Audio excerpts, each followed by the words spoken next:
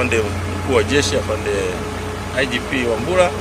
lakini kwa namna ya pekee tumshukuru Mheshimiwa Rais, ametusaidia sisi jeshi la polisi kuletea vifaa ambavyo ni vya kisasa vitakavyotusaidia kwenye kazi zetu za kila siku katika kuhakikisha kwamba usalama wa raia na mali zao unaimarishwa. Kwa hivyo vifaa jinsi ambavyo mnaviona ni vipya,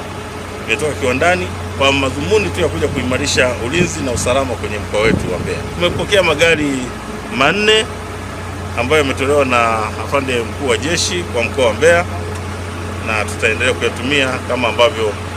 yamekusudiwa kuletwa katika mkoa wetu wa Mbeya kwa shughuli ambazo zimepangwa. Askari waliokwenda kuyachukua wamepata mafunzo ya hali ya juu sana, kwa hiyo ni weledi katika kuyatumia,